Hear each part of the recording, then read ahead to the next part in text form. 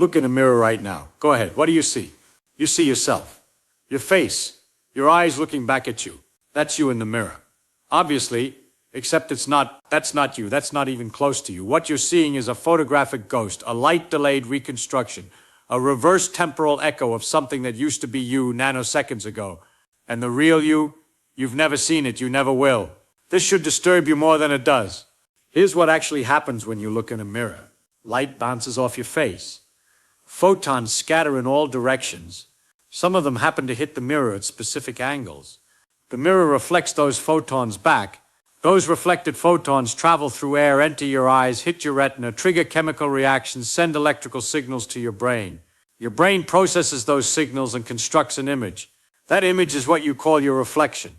But notice what happened. The light left your face, it traveled to the mirror. It traveled back, it entered your eye, it got processed. All of that takes time. Not much time. If you're standing 1 meter from the mirror, the light takes about 6 nanoseconds to make the round trip. 6 billionths of a second. Negligible, right? Except here's the thing. During those 6 nanoseconds, you changed. Your face moved slightly. Your expression shifted. Blood flowed through your capillaries. Neurons fired. You are not the same person who emitted those photons. The face you see in the mirror is your face from 6 nanoseconds ago. You're looking at your own past. You think that doesn't matter. 6 nanoseconds. Too small to notice. But the principle is what matters. You have never seen yourself in real time. Every reflection is historical. When you look at yourself, you're always looking backward in time. The you that exists now, the present moment you, that version is invisible to yourself. Forever. Now let's talk about what the mirror actually does. You think it shows you what you look like. Wrong. It shows you a reversed version. Hold up your right hand, or the person in the mirror raises their left hand. Your reflection is flipped. But here's where it gets strange. The mirror doesn't flip left and right. It flips front and back. Think about it carefully. If you're facing north and looking at a mirror, your reflection is facing south. You're facing the mirror. Your reflection is also facing the mirror. You haven't been flipped left to right. You've been flipped front to back. The mirror reversed your forward-backward axis. But because you're a roughly symmetrical organism, that front-back reversal looks like a left-right reversal. It's not. The mirror flipped you through the mirror plane. Your reflection is you rotated 180 degrees around the vertical axis. This means your reflection's right hand actually is on the right side of the mirror. It's your right hand that's on your reflection's left side. The confusion comes from thinking of the reflection as another person. It's not another person. It's you reversed through a plane. Stand in front of a mirror with writing on your shirt. The writing appears backwards, not upside down, backwards. Why? Because the mirror reversed the front-back axis. The photons that bounced off the left side of the letter hit the left side of the mirror and came back to your left eye. No actual flipping happened. The light just traveled different paths. Your brain interprets those paths as reversed writing. Now here's something nobody tells you. When you look at yourself in a mirror, you're not seeing what other people see. Not even close. You see yourself reversed. Everyone else sees you unreversed. The face you've spent your entire life looking at in mirrors is not the face anyone else has ever seen. They see the original. You only see the reflection. You are more familiar with your reversed face than your actual face. If you saw your true face, the one everyone else sees, it would look wrong to you. Slightly off, uncanny. This has been tested. Show people photographs of themselves. Show them normal photos and mirror-reversed photos. Ask them which looks more like them. Most people choose the reversed photo, because that's what they see every day in the mirror. Show the same photos to their friends. The friends choose the normal photo, because that's what they see every day. You don't know what you look like. You know what your reflection looks like. And those are not the same thing. But it gets worse. Your reflection isn't even a complete image. It's a selective reconstruction. When light hits your face, it scatters in all directions. Diffuse reflection. Every point on your face sends light in a hemisphere of directions. Only a tiny fraction of those photons hit the mirror at the right angle to reflect back into your eyes. The mirror is showing you a curated selection of photons, not a complete representation. Most of the light from your face goes elsewhere, hits walls, escapes through windows, gets absorbed by furniture. The mirror catches a tiny sample and presents it as you, and that sample is wavelength dependent. Mirrors don't reflect all wavelengths equally. A standard mirror reflects about 95% of visible light, but the exact percentage varies by wavelength. It reflects green light slightly better than red light. Your reflection is subtly color shifted, not enough to notice consciously, but enough to be measurably wrong. The colors you see in the mirror are not quite the colors of your face. They're approximations. Now think about what you see when you look at your reflection's eyes. You see eyes looking back at you, but those aren't your eyes. Those are representations of your eyes constructed from photons that bounced off your eyes, hit the mirror, bounced back, and entered your eyes again.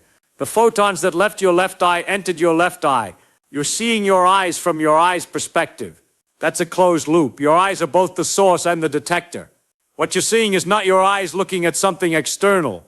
It's your eyes looking at themselves through an intermediary. This creates a strange recursion. When you look at your reflection's eyes, your reflection is also looking at your eyes. You're both seeing each other simultaneously, except you're the same person. You're looking at yourself, an infinite regress. Each eye sees itself seeing itself, and all of it is delayed by nanoseconds. You're watching yourself, watch yourself, all slightly out of sync. Here's something even stranger. When you move in front of a mirror, your reflection moves simultaneously, or so it seems. But simultaneity is relative. If you wave your hand, light from your hand travels to the mirror, reflects, and returns to your eye. The total distance determines the delay. If you move closer to the mirror, the delay decreases. Move farther away, the delay increases.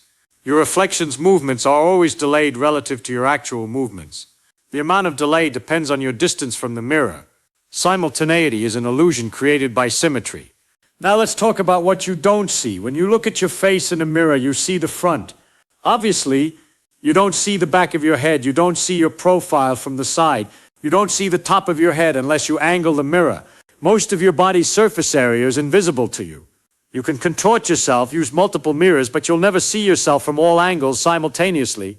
Your view of yourself is always partial, always incomplete, always mediated by reflection. Other people see you from perspectives you can never access. They see your face while you're talking. They see your expressions change in real time.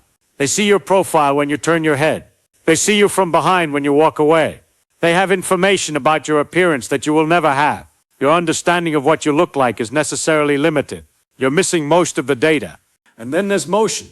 When you look at yourself in a mirror, you're usually relatively still, adjusting your hair, checking your appearance, small movements. But that's not how other people experience you. They see you walking, gesturing, moving through space. They see your body language, your gait, your mannerisms and motion. All of that is invisible to you. You cannot see yourself walk the way others see you walk. You cannot see your own facial expressions during natural conversation. You see posed versions, frozen moments. But people exist in time, not in frozen moments. You've never seen yourself exist in time from an external perspective. Photographs don't solve this. Photographs capture specific angles at specific moments. They're frozen slices. They don't capture motion, temporal flow, the way your expressions change, the way you move through space. Videos are closer, but you still can't watch yourself in real time while you're doing something. By the time you watch the video, you're watching the past, and watching a video of yourself changes your behavior. You become self-conscious. The you in the video is performing for the camera. That's not the you other people see in unrecorded moments. There's also the problem of attention. When you look in a mirror, you're looking at yourself. Your gaze is fixed on your own image. But when other people look at you, you're not looking at yourself. You're looking at them or at something else. Your expression is different. Your focus is different. The face you see in the mirror is the face you make while looking at yourself. That's not the face you make while looking at the world. Those are different faces. You've never seen the second one. Here's the truly unsettling part. Your brain is actively involved in constructing what you see in the mirror. You're not passively receiving an image. Your visual cortex is interpreting, filling in gaps, making assumptions. Your brain knows what you expect to see. It uses that expectation to guide perception. If you expect to see yourself, your brain helps construct that image. It smooths over inconsistencies. It fills in missing details based on memory. What you see is not a pure reflection, it's a collaboration between the photons and your expectations. This means your reflection is partially imagined. Your brain is inventing parts of what you see based on what it thinks should be there. Studies have shown that people often fail to notice changes in their own reflection if those changes don't match expectations. Your brain filters out discrepancies. It presents you with a stable, consistent image of yourself even when the actual photon data is noisy or incomplete. You're not seeing your reflection, you're seeing your brain's best guess about what your reflection should look like. Now think about mirrors in motion. You're in a car. You check the rearview mirror. The mirror's moving. You're moving. The car behind you is moving. Everything is in motion relative to everything else. The light bouncing off the car behind you hits the mirror at a constantly changing angle. The photons entering your eye are coming from different parts of the car's surface at different moments. Your brain stitches those photons into a coherent image of a car following you, but that image is synthesized from photons that left different parts of the car at different times. The car you see in the mirror is a temporal composite. It's not a snapshot, it's a construction. And let's talk about funhouse mirrors. Curved mirrors. Distorting mirrors. They show you versions of yourself that are stretched, compressed, warped. Those distortions feel wrong because they don't match your expectations. But here's the thing. Those distorted reflections are just as valid as the flat mirror reflection. They're showing you actual photon paths. The photons really did bounce off you and hit the curved mirror at those angles. The distortion is real. It's not a trick, it's geometry. The curved mirror is showing you what you look like from a perspective that doesn't exist in flat space. It's giving you information about your shape that you couldn't get otherwise. So which reflection is the real you? The flat mirror? The curved mirror? The answer is neither, or both. Or the question is wrong. There is no single true reflection. Every reflection is perspective dependent. Change the mirror, change the angle, change the distance, and the reflection changes. You are not a fixed image. You are a three-dimensional object extended in time, and any two-dimensional reflection is necessarily a lossy compression. It's throwing away information. The real you cannot be captured in a reflection. The real you is the object, not the image. But you've never seen the object. You've only seen images, reflections, photographs, videos, shadows on the wall. You know yourself through mediated representations, never directly. You cannot step outside yourself and look. You're trapped inside. The only view you have is outward. You see the world. The world sees you, but you don't see what the world sees. This creates a fundamental asymmetry. Everyone else has direct access to your external appearance. You don't. You have direct access to your internal experience. They don't. Your understanding of yourself is interior. Their understanding of you is exterior. And these two understandings never fully overlap. You know what it's like to be you from the inside. They know what it's like to observe you from the outside. Neither perspective is complete. Neither perspective has access to the full truth. And here's where it gets philosophical. If you've never seen yourself, if your only access to your own appearance is through reflections and photographs, if those reflections are always delayed, reversed, incomplete, and mediated by your brain's expectations, then what are you? Are you the thing in the mirror? Are you the thing other people see? Are you the internal experience? Are you all of them? None of them. Maybe the you that you think of as you doesn't exist. Maybe there's no unified self, just a collection of perspectives that never quite align. The you in the mirror is a different you than the you in someone else's eyes. The you that exists now is different from the you that existed nanoseconds ago when those photons left your face. The you that you experience from inside is different from the you that anyone observes from outside. There's no single correct version, just multiple partial reconstructions. You are not a thing, you are a process, a continuous flow of events, and processes don't have appearances. They have histories. When you look in the mirror, you're not seeing yourself. You're seeing evidence of your recent past, a forensic reconstruction based on photon trajectories. The light that hits your eyes is a messenger from a moment that's already gone.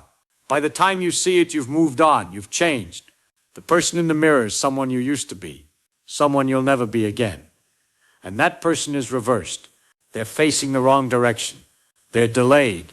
They're mediated by glass and silver and your brain's visual processing. They're incomplete. They're imagined as much as observed. That person is a ghost, a shadow, an approximation. The real you is invisible to yourself. You exist in the present moment, but you can never observe the present moment from outside.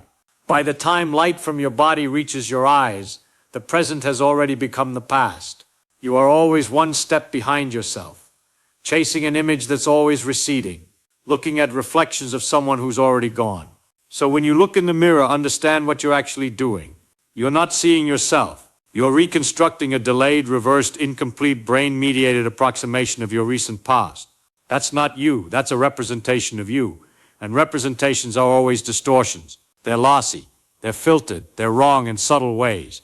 The you that exists, the actual you, the present moment physical object that is your body, that version is unknowable to you. It's hidden behind the light speed barrier, hidden behind the processing delay of your neurons, hidden behind the limits of perspective. You cannot see it. You can only infer it from echoes and shadows. Maybe that's what makes you human. Not that you can recognize yourself in a mirror, but that you never quite can. Not fully. Not accurately. You're forever estranged from your own appearance, forever relying on mediators, mirrors, cameras, other people's descriptions. None of them capture the truth. They just give you angles, fragments, guesses. You think you know what you look like, but you don't. You know what representations look like. You know what your brain tells you those representations mean. But the thing itself, the actual arrangement of matter that constitutes your face, you've never seen it. You're blind to yourself. Everyone is. The person in the mirror isn't you. It's a light-delayed, reversed, incomplete ghost of your recent past, filtered through silver and neurons and expectations. And the real you, still invisible, still unknowable, still 1 nanosecond ahead of every reflection, forever out of reach.